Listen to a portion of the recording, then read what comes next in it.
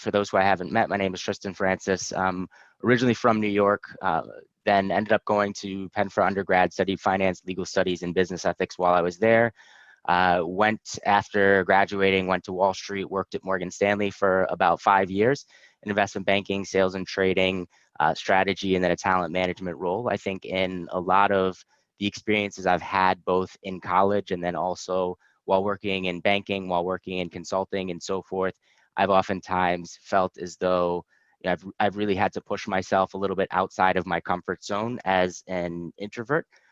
Push myself in a way though that has allowed me to both really achieve things that I didn't think would come very easily, but as I saw that ability to really stretch myself, I was able to develop as a leader. Even though I think for me, a lot of these experiences that I've had at this point in my life, if I think about the fact that I was very shy, very scared of talking to people, intimidated by some of that stuff when I was younger, and that process of how I personally feel like I came over a lot of that and developed. I think that's is a big part of what I'm hoping to talk about today, and to be able to speak to this, is it's something that a lot of people have reached out to me mentioning that similarly they feel as though being introverted, particularly in the business world, can be a very challenging thing for them. So it's a conversation I find myself having pretty frequently. So I'll just begin with a few opening thoughts, and then I'll answer some of the questions that were submitted during the RSVP. And then I'll leave time for open Q&A. Just as a reminder, please remain on mute until speaking. But when you do ask the question, please do unmute your line if okay with sharing video as well. I think it's always great to see people live and for this to be as engaging and as much of a conversation as possible. When we think about history, society, there are people that have made an impact in a myriad of different ways. And just in looking through a list of some of the people that were introverted and have had a very big and major impact in the world, I think that some of these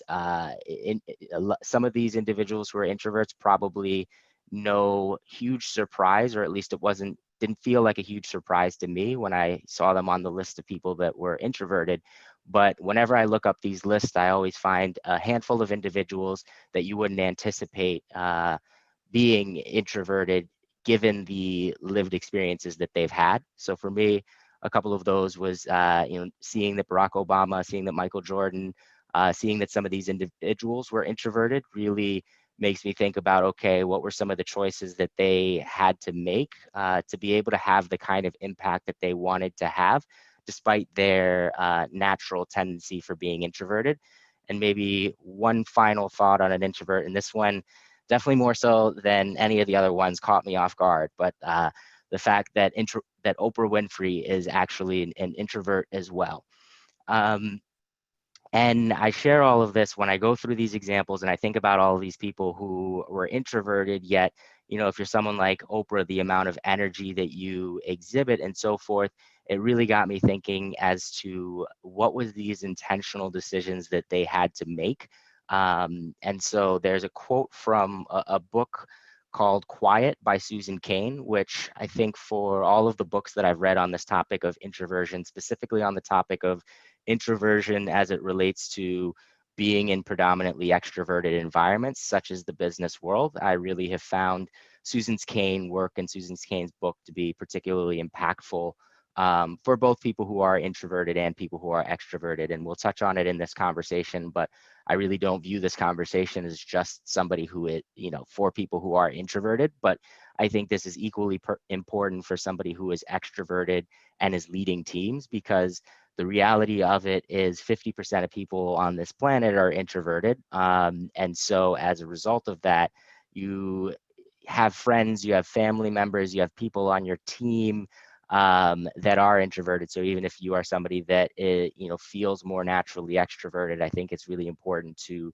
be able to understand how other people might be experiencing situations different from you in order to best provide them with support in those situations. So, but really this notion of, introverts being capable of acting like extroverts for the sake of work they consider important, people they love, or anything they value highly.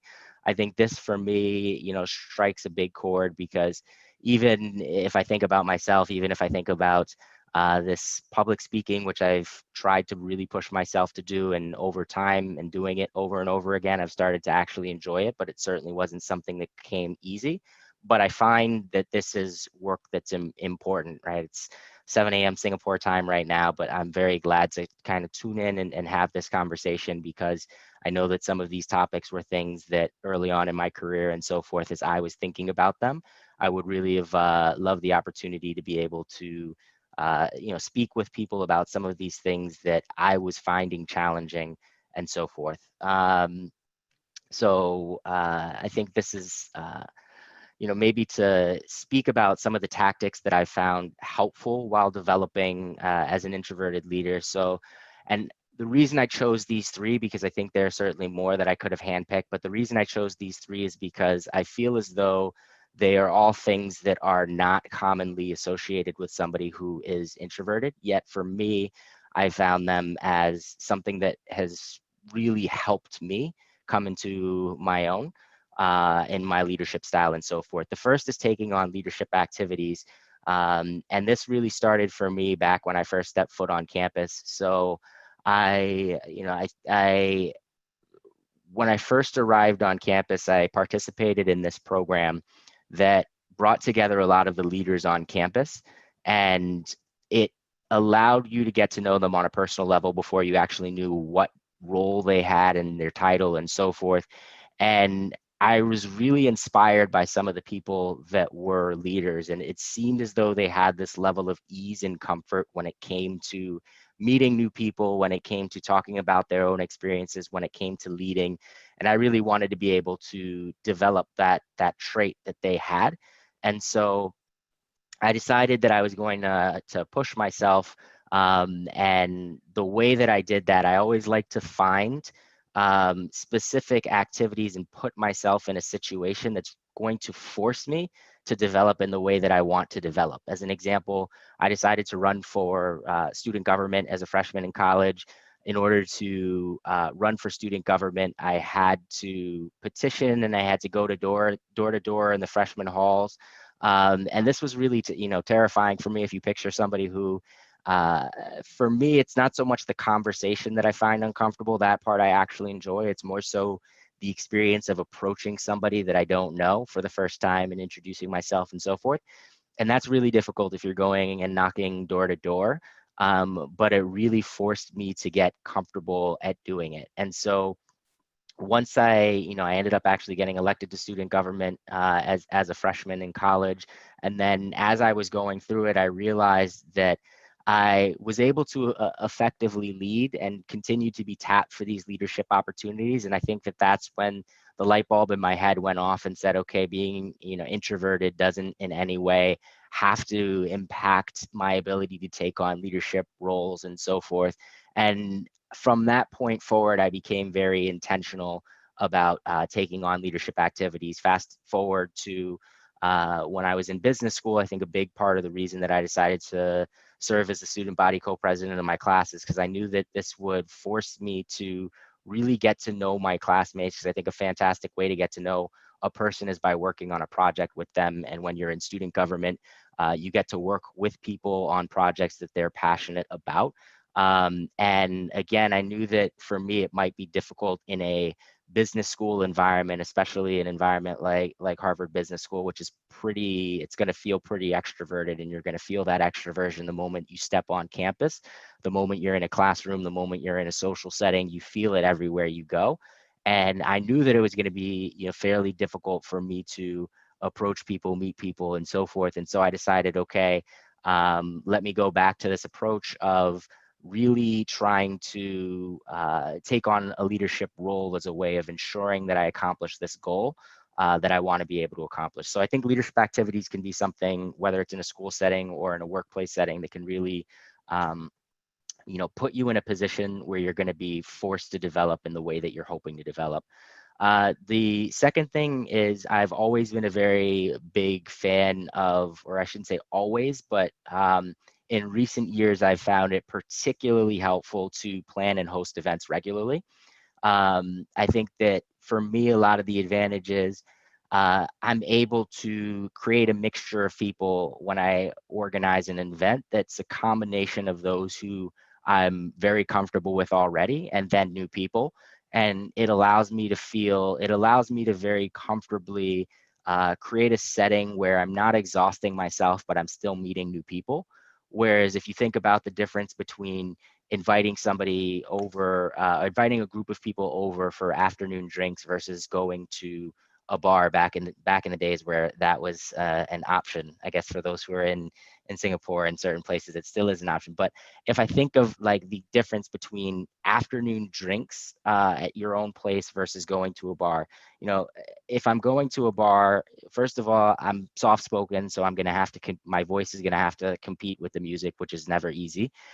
Second of all, you're meeting predominantly and interacting with new people potentially. You don't actually have any sort of control over the situation when you're in a public setting versus if I compare that to afternoon drinks at my own place. You're controlling the music level, you have the ability, you know exactly who is going to be there, so there's less kind of surprises that come your way, and you're in your own space, you can be a little bit more comfortable. So for me, this has been a way of continuing to meet people at a very high continuing to meet people regularly. And I will host at my place more or less every weekend, sometimes multiple times a week. And it's something that people sometimes say, okay, well, that seems very extroverted of you to be hosting events. But I think a big part of the reason that I do it is because I do enjoy meeting people, and it's just a more comfortable situation for me to meet people in. So I think the way that I would translate that is really think about how you're spending your own time, and your own um, comfort levels. And then, for me, if you feel like you're in a situation where you want to be able to meet people, but you find it difficult, then I found it helpful to basically take a step back and say, okay, this is the goal that I'm looking to accomplish. I want to be able to meet more people. How can I be able to do this in a setting where I'm going to be comfortable? And so I think that that was something that really helps me a lot in this regard. And then the last piece that I found really helpful is embracing public speaking. And again, I think that public speaking is something that is very counter to what one would expect in terms of somebody who's introverted. And I started to really focus on developing public speaking and communication skills when I was in college. And one of the things that I started to realize is that, and it's kind of a combination of the public speaking and also the leadership activities. But let's imagine you're at a conference, which is an environment that for sure can feel overwhelming if you're somebody that is introverted, or if you're somebody like me that finds it difficult to just walk up to somebody and introduce yourself for the first time. That can be, a conference can be a really exhausting environment. Um, but one of the things that I found was that if you embrace public speaking, so if you find your way to serve as a panelist on that conference, a speaker in that conference, a speaker in any regard, you have a forum to be able to share your thoughts, address, a large group all at once. And then from that point on, other people will come to you. So if it's a conference setting and you've spoken on the panel throughout the rest of the conference, people will probably come up to you and initiate the conversation, which for me at least took the most difficult part out of the interaction. And similarly, I think that when you are a leader in any regard, people are naturally going to come to you to pose questions and so forth. And I think that that is one of the big things that it removed the biggest hurdle that I was feeling and experiencing as it related to developing, growing, meeting new people, all of these things that I knew were going to be very important in a business context for me and in terms of my own success, but I needed to develop in these areas. So this is just an example of three quick ways, or three tactics, I should say. None of them were quick. In fact, the exact opposite. All of this took a long time to develop and build and add into my toolkit, but it was a very intentional process of adding these things in. And they've been very invaluable as tools for really developing as a leader in the context of my natural tendencies and natural traits as an introvert. So with that, and as always, I love to leave a lot of time for questions, and I'll begin just by addressing some of the questions that were submitted in the Q&A. When you see your question posed, if you're on the line, it'd be great if you could, if you are unable to, depending on the environment that you're in, unmute your line and maybe pose the question, add any additional context that would be helpful. And so maybe to begin the Q&A, Gary, if you're on the line, maybe I'll start with you. Question, and it actually relates to something that's happened at work recently, is in an extroverted work environment, in investment banking and consulting and finance in general, how should an introverted person balance the work dynamics of their own personalities to kind of avoid being passed over for promotion or being staffed on more interesting projects, assuming they're just as qualified to work on those projects as others? In this particular example, let's say there's a crop of analysts and one of them is a little bit more soft-spoken.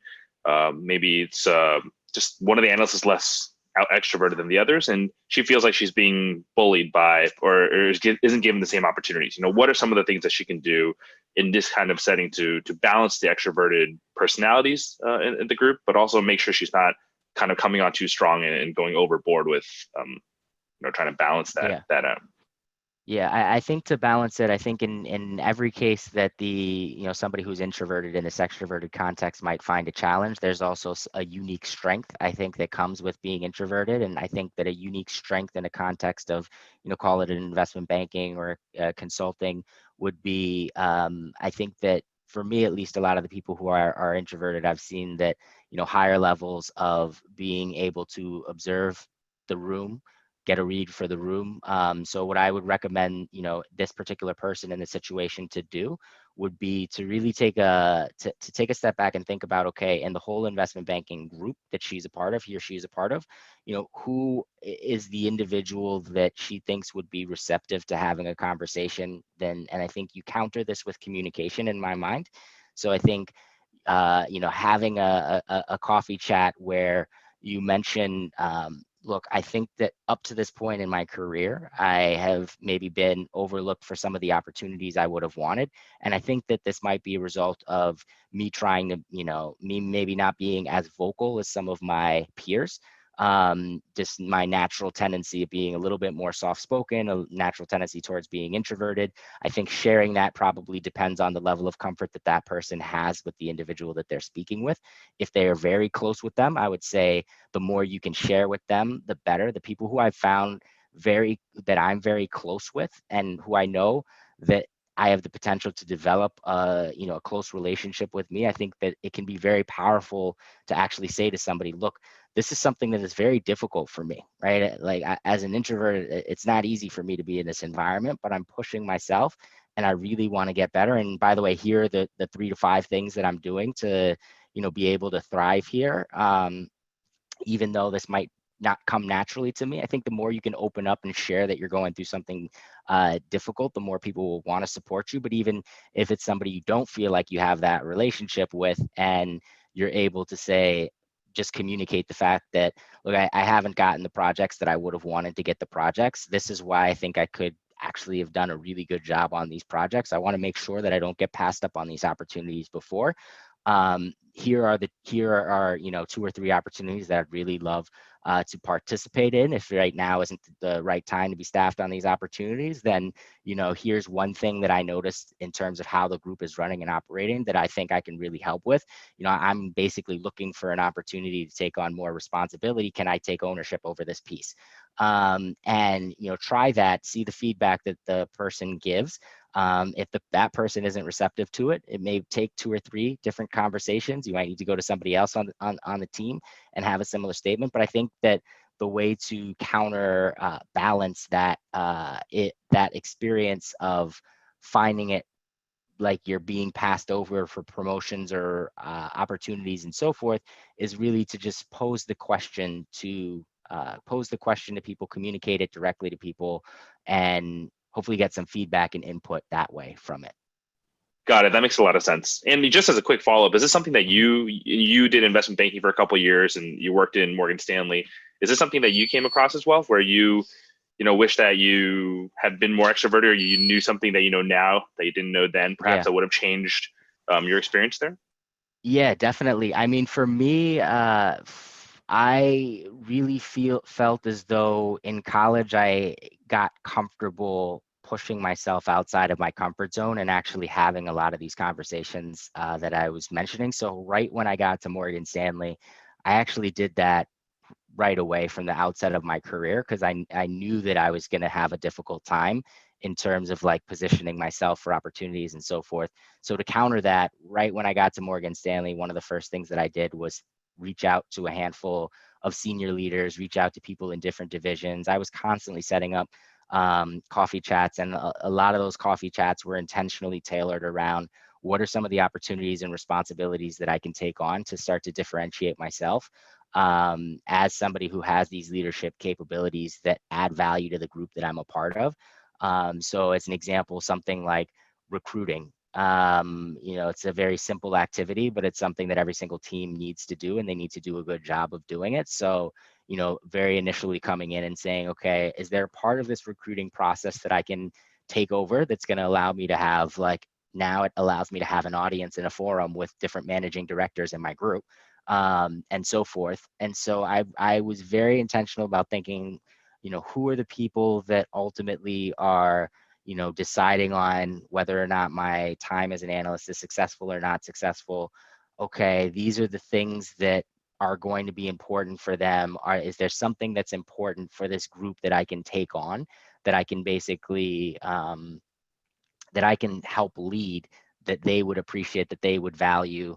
So I think that in my situation, and I would always say that if there's an opportunity to, identify what is going to be challenging for you before you enter into that environment, and then try to counterbalance that thing that is going to be difficult for you with a tangible activity, right? So in investment banking, if I knew that it was going to be difficult to like position myself and have some of these conversations because I'm a little bit more introverted, I'm a little bit more soft spoken, it was a matter of knowing that ideally before entering the environment and then saying, here are three activities, here are three things that, and I think momentum is always a really helpful thing in this situation because you can raise your hand for something and assign something to you, and now that thing is on your plate.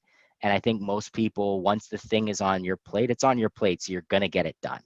And so I'd say, what is that first step that you can take to put this activity on your plate, which then guarantees and sets the momentum in motion so that you know that you're going to get it done.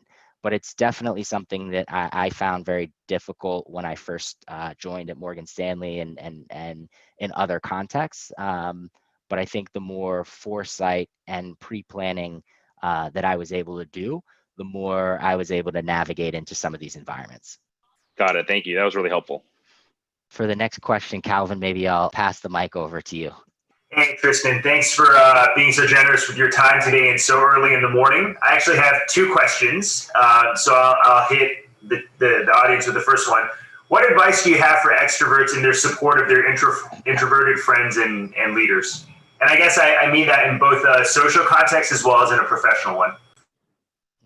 Yeah, so in terms of maybe I'll start with I think in both of these contexts. So I think the biggest area that you can do to help somebody, if you're somebody that's naturally extroverted, you're going to feel really comfortable speaking in certain situations where somebody that's introverted may feel uncomfortable speaking. So let's imagine you're in a work setting and you're in a team meeting and there are 5 people in this meeting and 4 people are introverted and or 4 people are extroverted, and you notice that somebody's being a little bit more softer spoken or not really contributing as much. I think the biggest way that you can pull them into the conversation, maybe reference a point that, especially if you've had the opportunity to interact with this person one-on-one outside the context of the group discussion, you can always, allude to a point that the person mentioned to you previously in a one-on-one context. You can say, oh, I remember that, you were talking to me about how important it's going to be to do X, Y, and Z. I actually thought that was like a really good point when you shared it. Would you be willing to maybe expand on a little bit about what you meant by that? So I think that setting people up for some of those conversations can be really helpful, almost giving them a lead in. or, if you're the person who's facilitating the conversation, maybe rather than doing something where let's say it's a brainstorming session, and that there's going to be a few people who it's going to be very difficult for those individuals, you can always pose a round robin, right? So rather than just like an open brainstorming session, maybe begin that brainstorming session by saying like, okay, we're going to do a round robin just to get everything on the whiteboard. So we're going to go around one at a time, and everybody's going to take, a quick 10, 15, 20 seconds to speak. And then we'll go into this brainstorming session. Because I think that with people who are maybe introverted, that first comment that they make is always at least for me, I've always found that first comment that I'm able to make an entryway into the conversation, and then I can get much more comfortable from there. And so I would say that can be a really big and helpful way to bring somebody into the conversation, at least in a professional setting. Now, in a personal setting, I think similar techniques and tactics can be used in terms of maybe not the round robin thing. That might be a little bit awkward or more awkward in a social setting, but for sure, if that there's a topic that somebody is really knowledgeable about, right? Like, that there's somebody who just has a really detailed knowledge of music, and you're about to choose the playlist that you're gonna set. You're gonna set. You can be like, oh, like I know that you're a huge fan of music, and all of these different genres. Are there any sort of artists that and so forth? Or anything that you can do to make the individual comfortable, bring him or her into the conversation.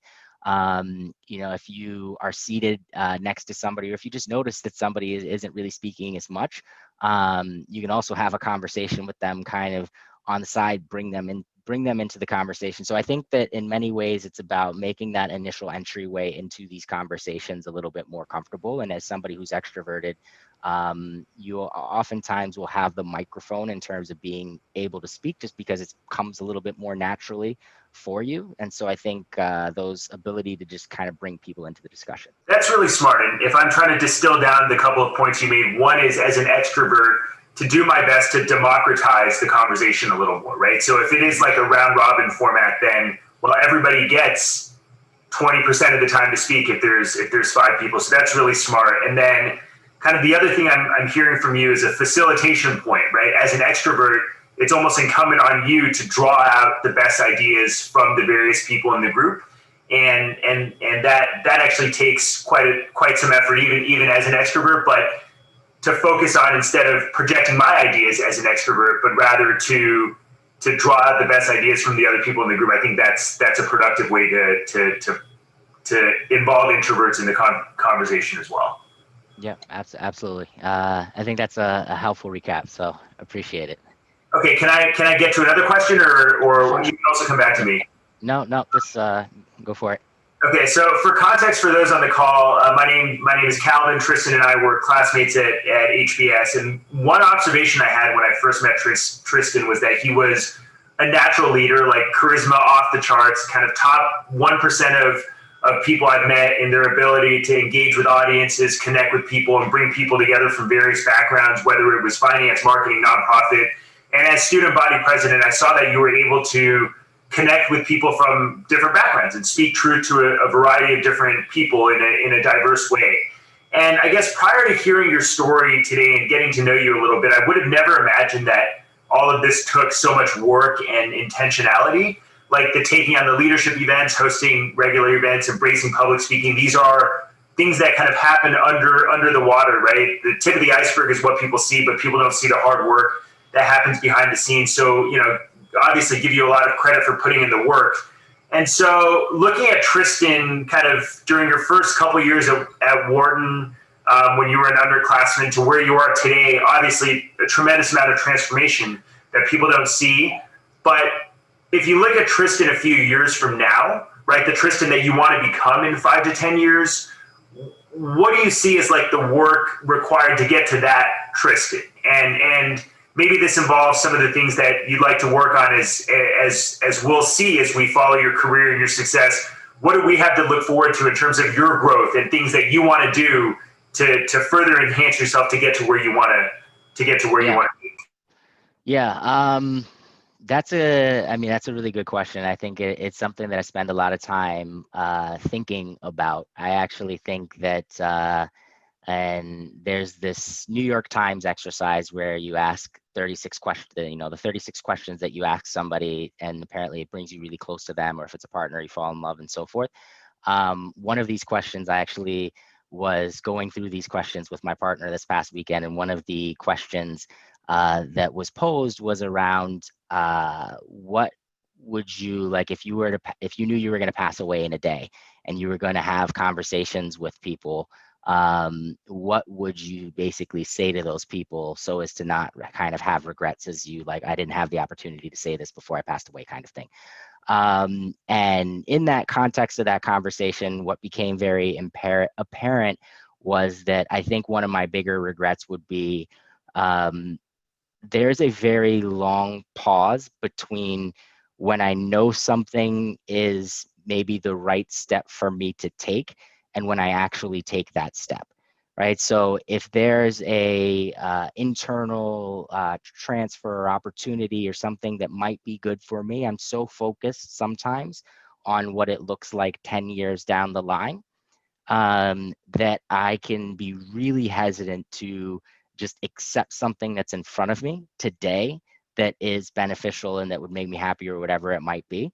Um, I think that as it relates to, because from the context of your question, I understand that there's a lot there in terms of in terms of development, and specifically, how do you, so when I was in college, it was a matter of saying, okay, it's going to be really important for me to get comfortable speaking with people, get comfortable doing these things. What are the traits that I need to develop?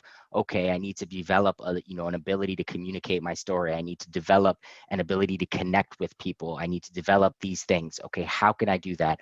Leadership activities, public speaking, like and so I think that embedded in that question is like, okay, what is the next step? I think for me, the next step is actually much more internal than it is like external. I think the next step for me is really embracing certain things. As an example, I am somebody who, my passions fall in like the people and the organizational behavior space. I know this about myself. I'm so concerned by the fact that, like, going into, as I've seen it, or going into a role, let's say I was in an HR role, I would be concerned about, okay, do I really have enough career acceleration for me to get to the point where I can have the kind of positive impact I would want to have on a global level as an HR professional? Now, the answer to that question is yes, but I keep on telling myself the answer to that question is no. And I keep on telling myself the answer to that question is no, because I have so many more examples of people who have had this tremendous impact while having investment banking or a consulting type career. When the reality is, if you are exceptional at what you do, that's the biggest thing that is going to make a difference in terms of having an impact. And so, in theory, I should be doing something that leans very heavily on these skills that allow me to have that impact. So I think that everything is both a strength and is both a pro and a con. And for me, it's hard for me to say that this advanced planning is a negative thing. It has served me very well, but it does come with some cautions. And one of that cautions is, am I ignoring the things today that might make sense by thinking about something through a 10-year lens? So I think that for me, in the journey that I have to go through, a lot of it is going to revolve around pushing myself to do some of the things that might be less attractive on paper, but might make more sense for me to actually do. Because if I don't do those, I'm as somebody who's very introspective, and I think that has really come hand in hand with introverted, because when you spend less time talking, you're inherently going to spend more time listening.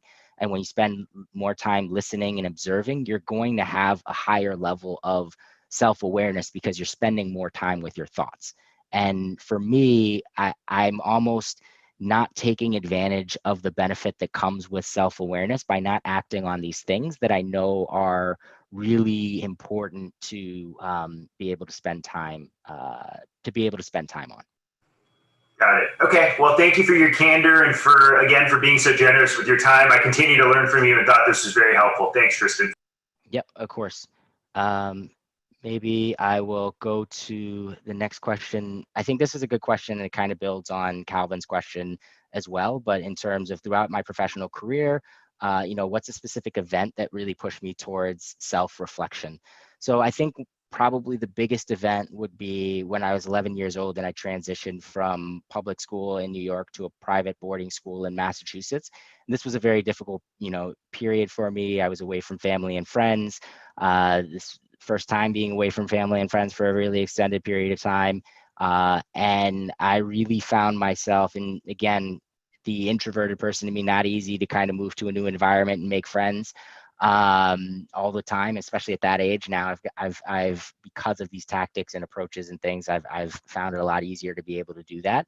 But I remember kind of being 11 years old in boarding school and more or less crying myself to sleep every single night because I hated the daily experience that I was going through. I hated kind of waking up and going to a school setting and really feeling like I don't feel that comfortable speaking to people. So I just kind of like sit there a little bit more quietly. And I notice everybody else is interacting with each other. It was a very difficult, stretch for me, but that's where this self-reflection muscle, I think, started, because I found that environment so difficult. And eventually over time, the way I like to think about it is if you know that there's a problem in your life and something that makes you uncomfortable or whatever it might be, for me, there's only so many mornings where I wanted to wake up with like having a headache from having like cried the night before I was like, okay, I need to do something differently to be able to, not feel this way every single day. What is the thing that I need to do differently? And again, it led to that. Okay, and in this context, a lot of that revolved around academics and turning my academic performance around, because a lot of it was I didn't feel, intelligent enough to speak up in that context. And so I had to work on, okay, let me read more books. Let me kind of be a better student, and that give me a little bit more comfort in the classroom. Now, when I'm more comfortable in the classroom, it gives me things to connect with people outside of the classroom on. And so that began this process of, okay, here are these things that I need to improve. Now, let me identify them. Let me come up with a few tactics that are going to help me be able to do this, and so forth. So I would say that was probably the biggest piece in terms of self-reflection and where that muscle originated and so forth. So, but I think that self-reflection for me continues to be something that it's always a matter of how do I identify the things that I need to improve? Why are these things important? What are the tactics that I can use? And again, is there an activity? Is there some way that I can structure my life that's going to, force me? I think about it like putting guardrails in my life. So I know that this thing is important to me. What is a tangible thing I can do to force myself to be able to make sure that I continue developing in this way that I want to be able to develop? So thank you, Marissa, for the question. Maybe with that, I will go ahead and just open it up for live Q&A. So if anybody has a question, would love it if you could raise your hand on the virtual chat, or I don't see any hands up at the moment. So also feel free to just unmute your line and ask the question live. Carla, I see your hand went up. Hey, yeah. So my question is, I guess being an introvert and like having all that time to reflect and everything like that, what's been like a moment in your life where you like felt like really content with like how everything was going and like your growth and everything like that? Yeah. So I think that actually this experience of so I moved to Singapore about a year and a half ago. And I think that the experience of moving to a place where I really didn't know anybody, 10,000 miles away from where I grew up, the experience of moving to a land that was foreign to me and realizing actually it's been a really nice and pleasant process in terms of building friendships and so forth.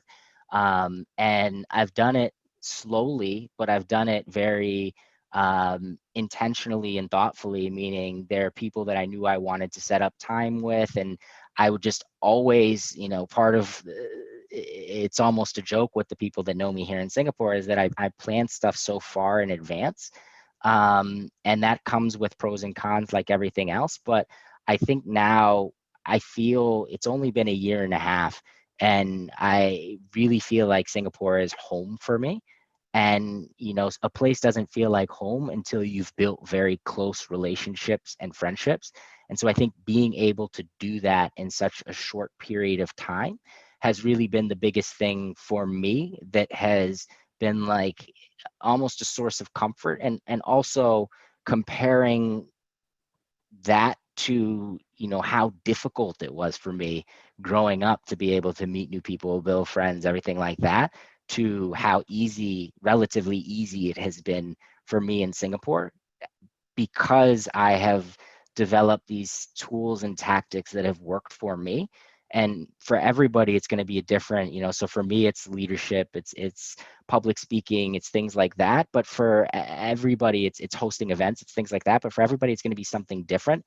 I think on the theme of self-reflection, the approach is find out what your thing is going to be, get a lot of comfort with that. And I really do feel like on the other side, after you're able to get that level of comfort and familiarity and have an approach and so forth, there's a lot of positive that comes with it as well. And I've definitely experienced and benefited from that.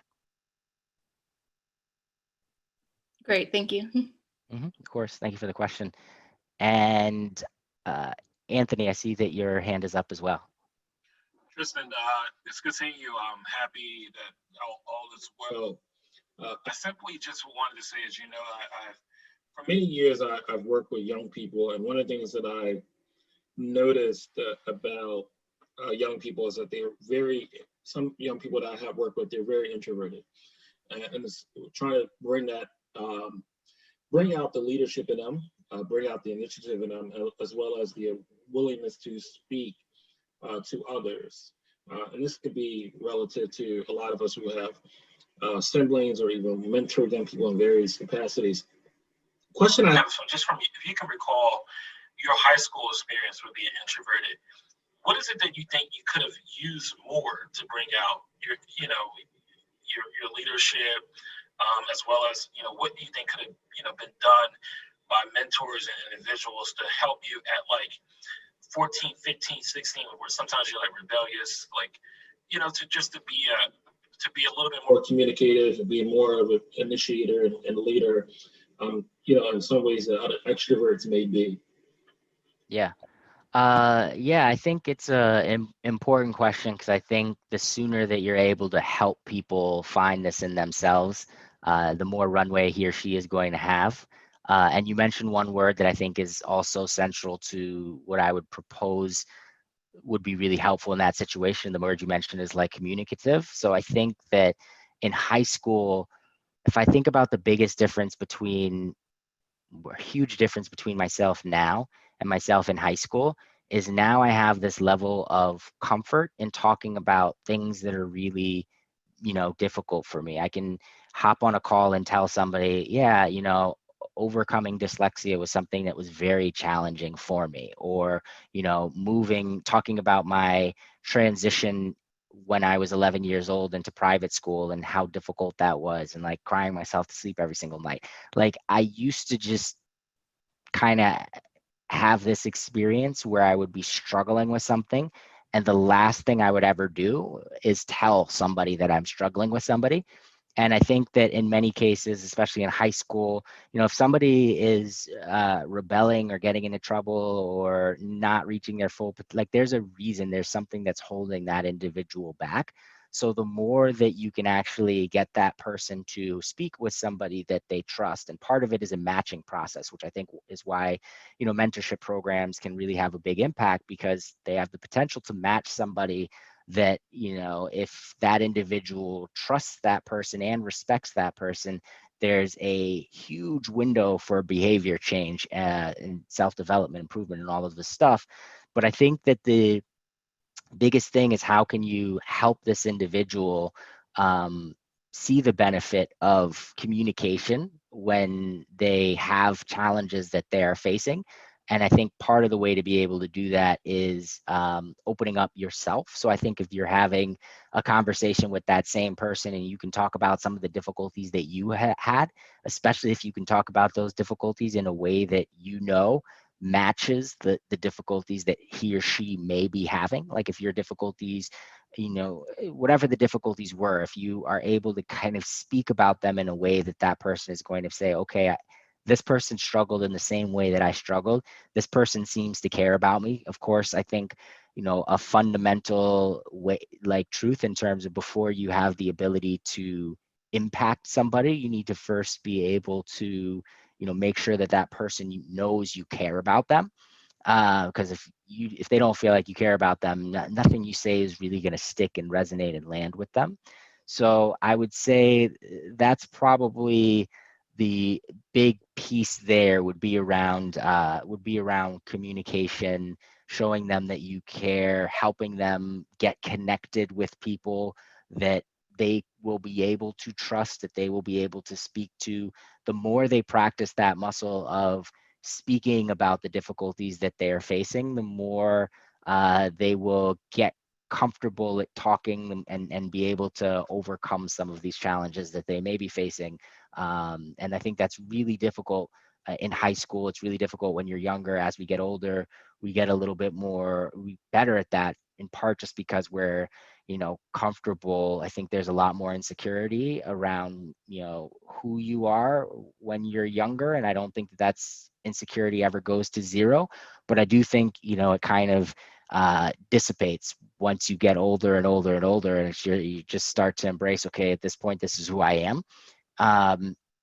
Helping people who are still along that journey, though, younger people, I think that's you do it with communication, vulnerability, connecting them with mentors, showing them that you care, and so forth.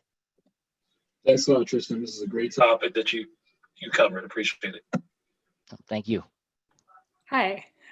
Hey. I'm calling in from chilly Vermont in the U.S. All right. Just lower man.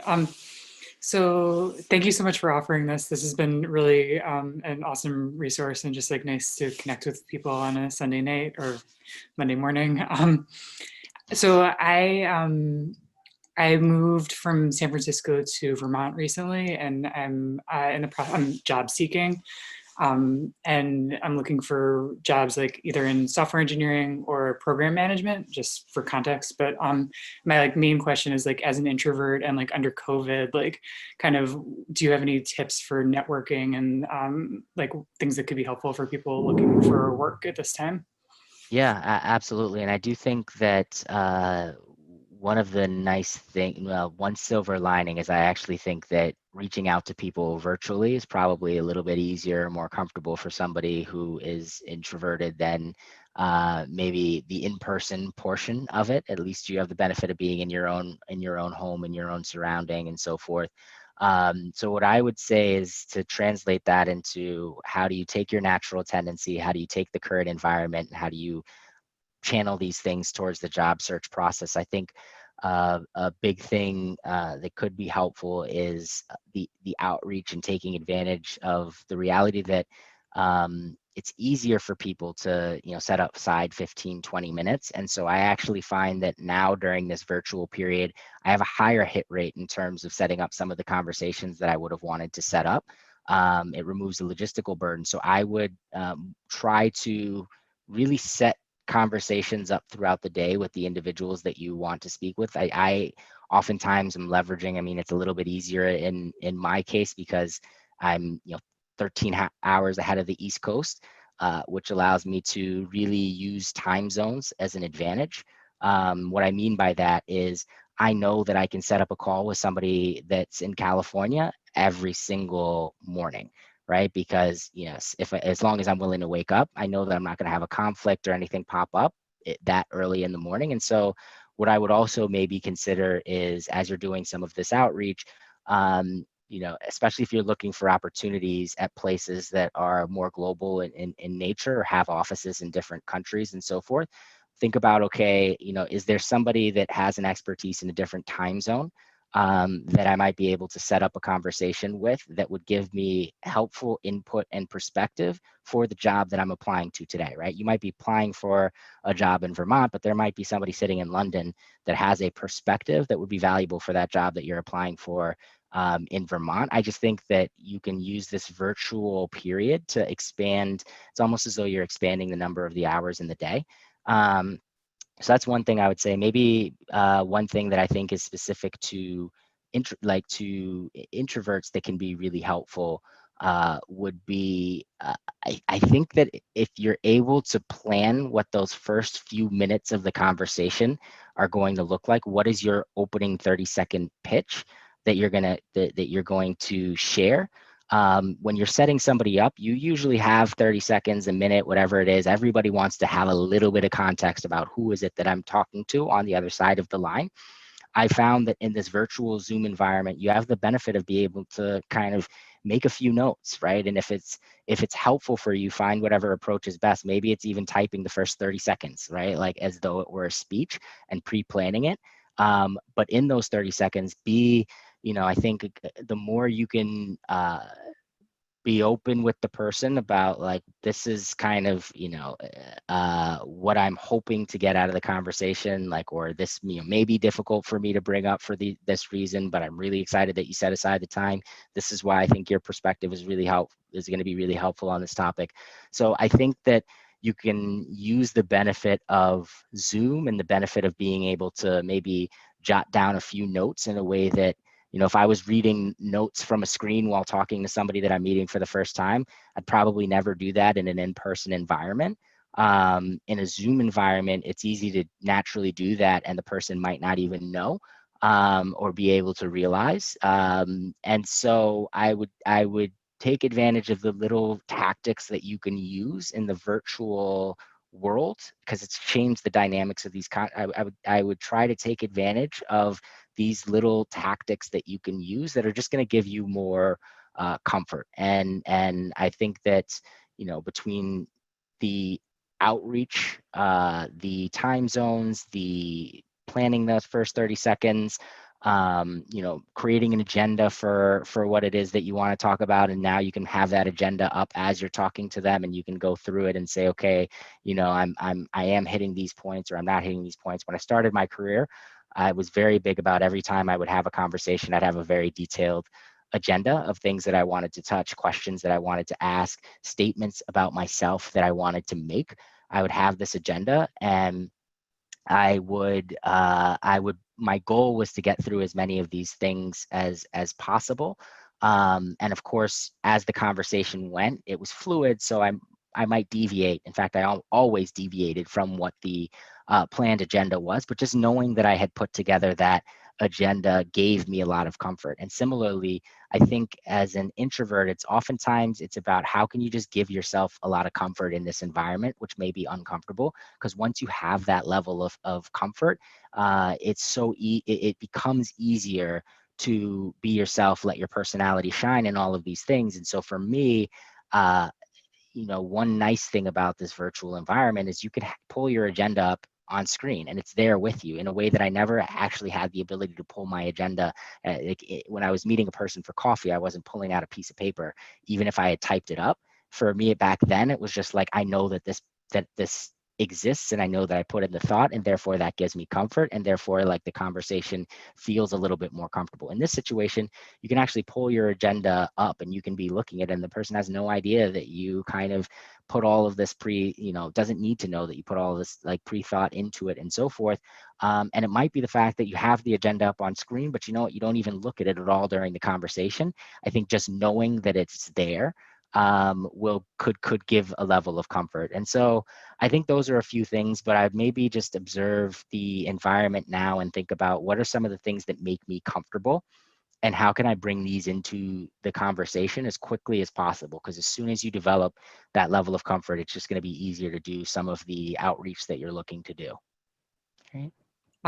Thank you. Yeah, that is a lot of things I could take away immediately and use. So I really appreciate that. Awesome. Hey, Maggie, I see your hand went back up, and it's the only hand up at the moment. So we'll go back to you. Just since no one else is asking questions, I just thought this was super cool. And like, have you offered stuff like this in the past? Yeah, so I have a website and it's just tristanfrancis.com, and I have a bunch of upcoming events. So I actually try to host like every other week or so on a bunch of different topics. Maybe I'll go ahead and yeah, but if you just maybe I'll post it into the chat room, but there's a URL where I just list out all of the upcoming events. And I usually if there's somebody who reaches out to me with a topic on LinkedIn, as an example, something that they want to chat about, my goal is, how can you take the conversation that would have been one-on-one, and how can you actually open it up to more people? And so that's the, oh, nope, that went to just one person. Let me do this again. Okay, so that's the link where I just list everything out, and I update it regularly. So, Jason, how you doing? I'm doing quite well. My fiance was pulling me out of my introverted ways to go ahead and jump in and ask a question. Awesome. Well, congrats again on the engagement. I'm excited for you. Thank you so much. It's nice to see your face. Likewise, likewise. I have this kind of like flip problem.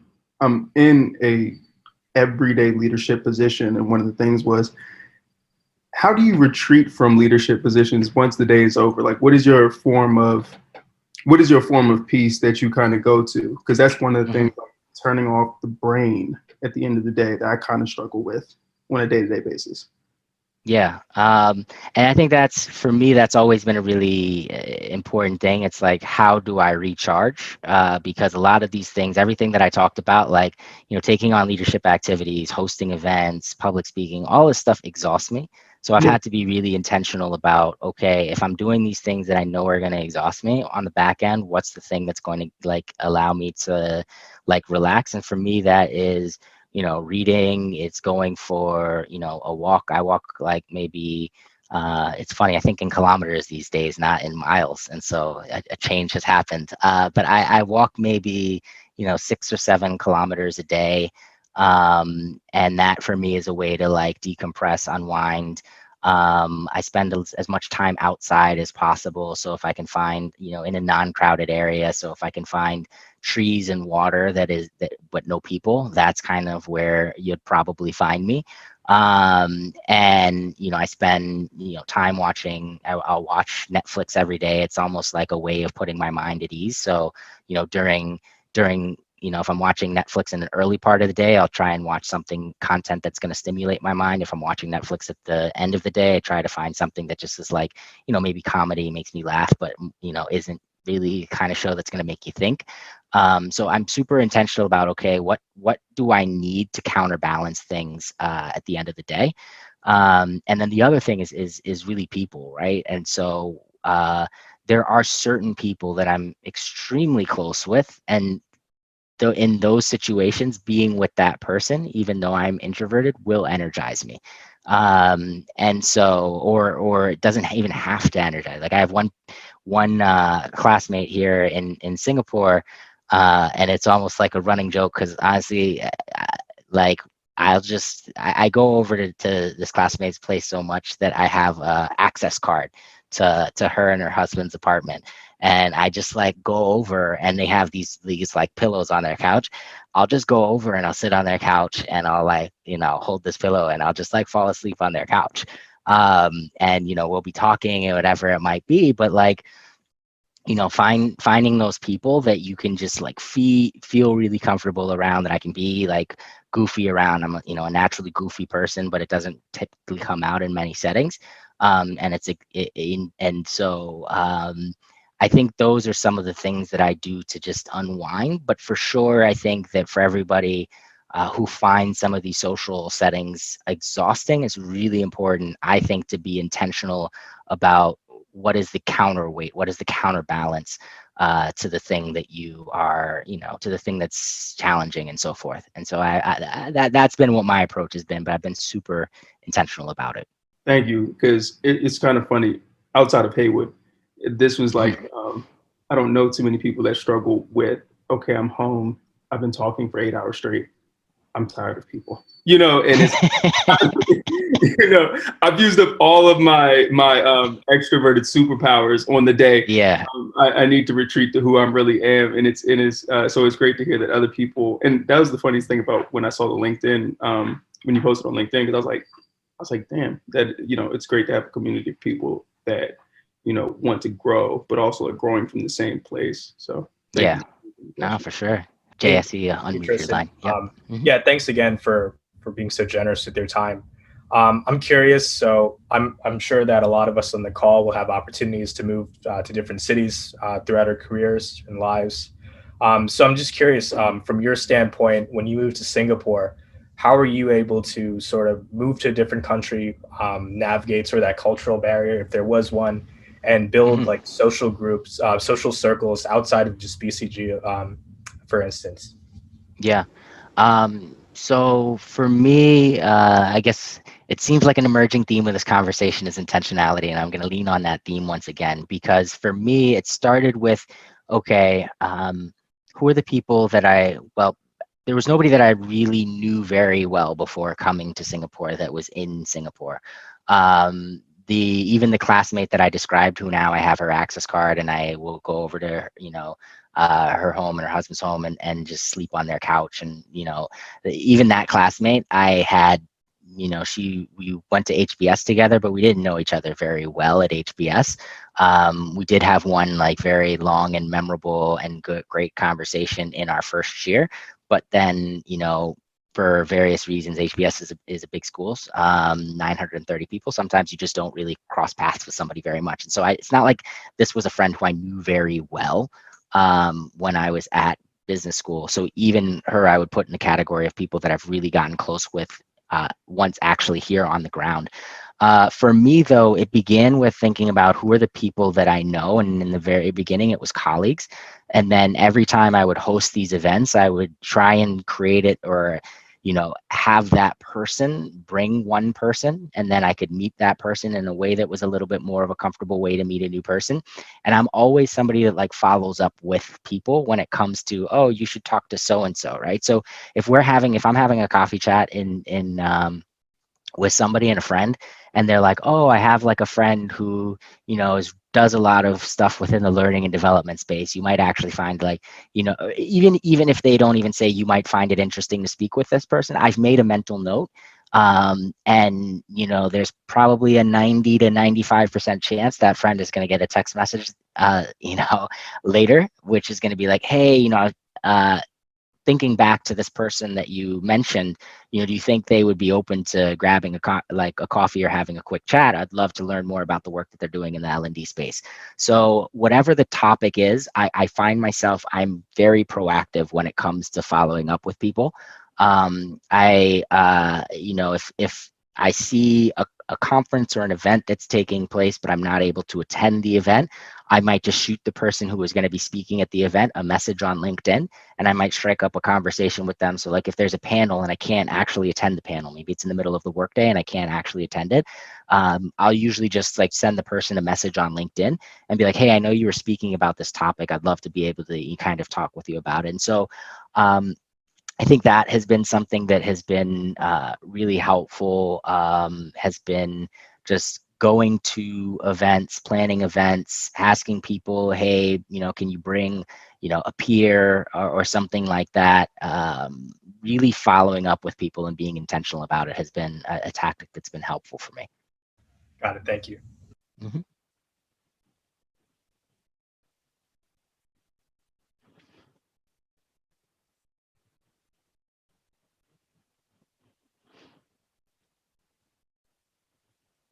Hey, Grace. Hey Tristan, how's it going? Good. How are Thanks for you? doing this. No, of course. Yeah, we kind of like collaborated just for like Black in Asia, and just we kind of talked about that. And when we met, you were like really proactive about just like the forwardness of like how to get like Black in Asia running. But at the time, like this like hodgepodge of like people, like we didn't really necessarily know, but we had like the same goal. But then in like moving that into like the professional field, like I'm having a tough time figuring out how to connect with people like more intentionally, like, and like, I guess like following through, like, just, I think that like as an extrovert, I'm like kind of more so like reaching out to like so many people, but then like I kind of get lost in like being able to like keep a running like, I guess like relation. So I want to ask like, how, as like an introvert, like how do you continue like doing those follow-ups and maintaining those connections? Yeah, I think especially as somebody who I do a lot of outreach myself, and I think that makes it impossible to stay in touch with all of the people that I'm reaching out to. So I think that my approach when I'm setting up a lot of these conversations and I'm doing a lot of these outreach is a couple of things. One thing, I try and make that conversation, every conversation that I have, as intentional and impactful as possible. And it goes back actually to the discussion that we were having with Maggie around, creating an agenda for some of these conversations, really putting thought before the conversation into what is it that I am hoping to get out of this conversation? What is the impact that I hope to have? What do I want this person to remember about me? And how does that translate into the specific questions that I ask and so forth? So I think that allows me to say to myself, okay, I'm going to try and make this one interaction as impactful as possible so that if I reach out to the person 3 years from now, 5 years from now, even if there hasn't been that steady, at least we're not starting from scratch at that point. So that's one thing I do. The other thing I do is in the follow-up message. So after I've had a conversation with somebody, I'll usually send that person a message in a way that will remind me the context in which I met that person, right? So if I was speaking with somebody about, Black in Asia, which for context, it's actually fill in the blank if I don't do a great job of explaining it, but it's a collection of Black writers and throughout Asia and they're speaking about their experience of being Black in different cities throughout Asia, Singapore, Beijing, Hong Kong, Bangkok, a handful of other places as well.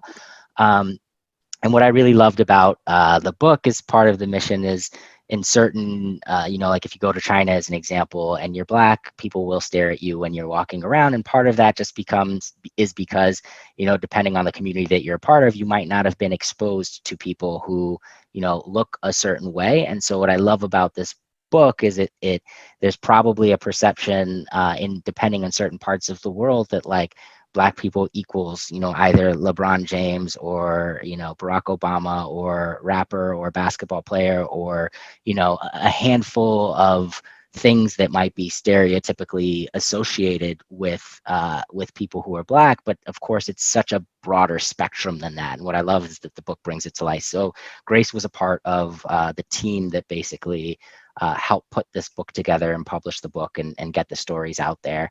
But like, let's say I'm following up with somebody that was helpful in one way or another when it came to, Black in Asia, I would say, hey, X, Y, and Z, it was great grabbing coffee with you. Thanks so much for taking the time to like hear a little bit about the Black in Asia project. I'll follow up with that school superintendent that you had mentioned. I think that's potentially a great lead, X, Y, and Z, but like that is helpful for a few reasons. One, the context is kind of how you met that person is now permanently in a message that's exchanged either in an email or in LinkedIn. So now, let's say now you actually 2 months down the line, 1 month down the line, you end up speaking to that person that they mentioned. It's a very easy way. That's the other thing. Anytime I speak to somebody, I think to myself, how was it that I initially got in touch with that person? And it's oftentimes through another person. And so if I speak with somebody and I have a really good conversation with somebody, not only will I say thank you to that person, but I will also think who is the person that connected me to this person. And I will reach back out to them and I'll say, hey, I just had this, thank you again for putting me in touch with this person like 3 years ago. Like we've stayed in touch and it's been really helpful actually, just so we're collaborating on a project together and X, Y, and Z.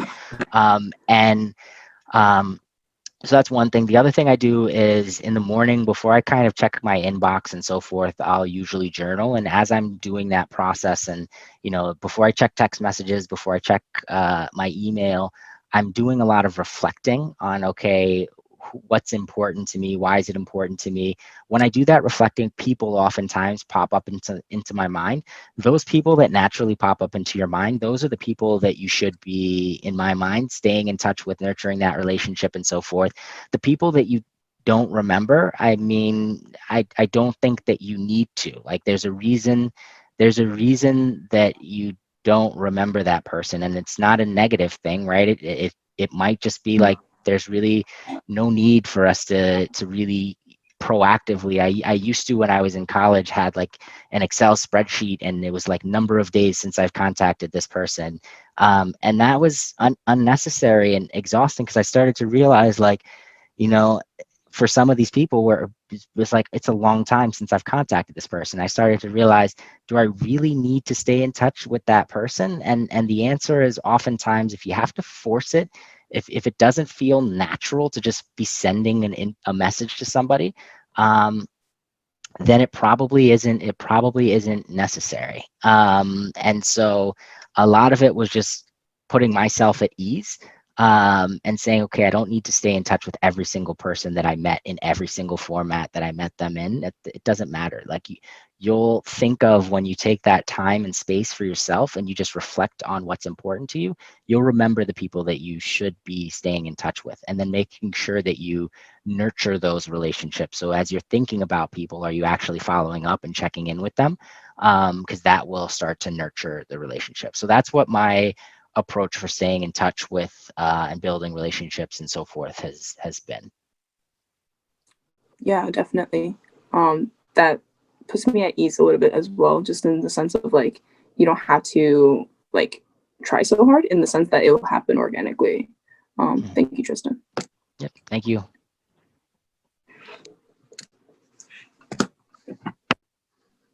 Hey, Tristan, I have another question. Can I go ahead and ask? Yep, go for it. So in all the activities you highlighted earlier that helped you kind of enhance your leadership abilities, what sort of things helped you become comfortable with those activities? For instance, with public speaking, what made you comfortable with that? Yeah. So I think the thing that made me comfortable with public speaking was really doing a lot of practice. So I found myself in a situation where, when you're in a group setting and then one person has to be that person to volunteer, and usually everybody starts looking around and avoiding it. I found myself, I just became that one person that was always like, yeah, I'm happy to do this, or I'm happy to do it alongside somebody else, or whatever it might be. Forcing myself over and over again to be that person, to raise my hand, to be that person to speak, that got me really comfortable with public speaking. So I think that was something that was really helpful. So I think it is, and to find opportunities to practice, I oftentimes, everybody has somebody that they can provide helpful information to, right? If you're a college student, there's a whole world of high school students out there that would really love to know about your experience as a college student and how you navigated it. As a recent grad, there's a whole world of college students out there that would love to know how you are navigating your time in the workplace, and what's different about work versus school. And you can keep going forward with that, right? As somebody who's been working 10 years, there's a whole world of people who have been working 2 to 5 years that would love your perspective on it. So think about who is the demographic of people that would benefit from hearing what you have to share, and then doing a public, organizing a Zoom event, or I used to organize events in person. Just organizing events where the goal is to help other people by sharing the information that you have is a great way to develop as public speaking. Recruiting has been a great way to develop as public speaking, right? Getting involved with recruiting initiatives at your company, raising your hand, going and doing school presentations. So I think for any of these things, I think, again, it goes to the mechanism of what are you going to do to structurally make sure that you're developing the thing that you want to develop, right? Public speaking, when I think of a topic for a Zoom event, I'll just create an event and I'll just put it out on LinkedIn. That's a forcing mechanism for me. Once I've put something on LinkedIn and posted it on my Instagram, I'm going to go and I'm going to do that event. Even if when it gets closer to the day, I'm sometimes like, oh, I don't know that I really want to do this. I'd rather just like sit on my couch right now. And the answer to that is that's oftentimes how you'll feel. But if you've set up the structure in place, and you've put the momentum in motion, it sometimes is a forcing mechanism to do the things that might be difficult to do, but that you know you need to do and you know you need to develop. And so I think that has been my approach with public speaking and some of these other tactics that I've tried to develop because I know that they were going to be important to me. That's very helpful. Thanks a lot. Awesome. Tristan, I do have one more question, if that's okay. Yeah. Yes, of course. Being in Singapore, I'm currently in Seoul, Korea. Like, how have you been networking, and who have you been networking? Has it been more so in the professional field, or is it more so like how are you building your like community, being so far away from home? Yeah. So a big part of the way I've built it, and my goal has actually been how do I make Singapore feel like home? Because I'm not viewing this as like a temporary stint, but I'm viewing it as a more permanent, like, wanting to stay here for a very long time. And so for me, it's not so much how do I stay connected to back home, but it's more about how do I make this feel like home? Finding people who have a similar set of values. So who are the people that see the world the same way that I see the world and who I enjoy having conversations with and so forth. And then just being really intentional about putting time on the calendar with those people, right? So if there's somebody that I want to see, I will plan something. It doesn't even matter. I might put something and be like, hey, like, I know we want to grab a meal. Both of us have schedules that are crazy. Like, let's just pick and choose this time a month down the line. And if we get closer to it and it no longer works, we can always pick another time, but it will at least remind us to like reconnect or have a conversation and so forth. So really identifying the people that I want to do that with. The other thing is from like a roles perspective. I think regardless of the seat that you're in, you should always, I think, be meeting people who are in roles that you find interesting and unique, and basically comparing the experience that you're having to the experience that they are having, and ask yourself, are they doing something that I would rather be doing? Why? Okay, they're doing these things. Is there any way that I can bring these things that they're doing into my job description? Can I, maybe you don't even necessarily have to, right? Like, let's say there's something learning and development related that a friend of mine is doing at another company.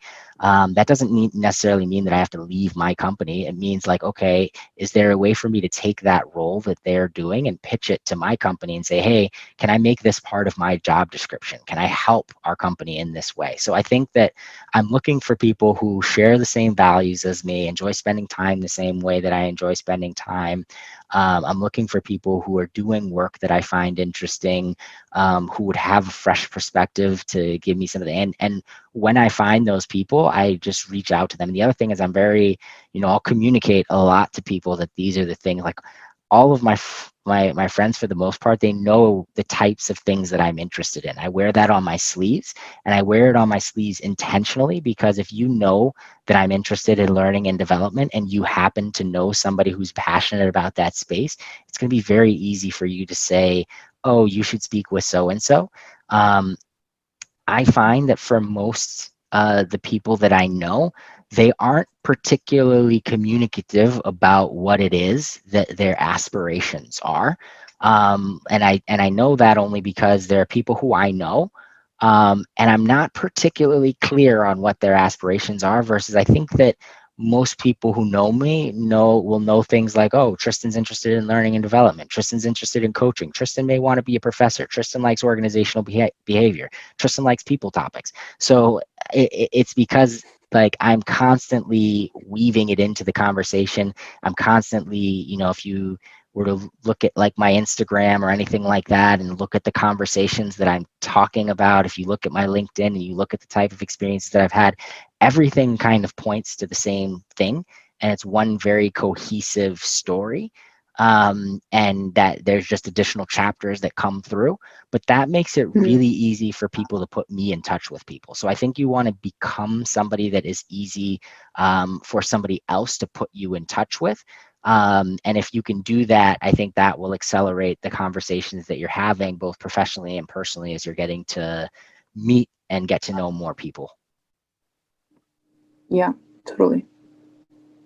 Thank you so much, Tristan. Yeah, of course. All right. Well, I am cognizant that we are very far over time. It doesn't look like there are any more questions on the line. So again, thank you everybody for dialing in. Please do feel free to shoot me a message on LinkedIn. It's definitely the best way to stay in touch. And then also I'll continue to announce the upcoming events that I'll do both through the website. We'll always have the latest list. And then depending on the event, we'll also post it on LinkedIn. We'll also post it on Instagram and so forth. So thank you, and have a great rest of the evening if you're in the U.S. The morning, rest of the day if you're in Asia, everywhere in between. Really great speaking with everybody, and take care.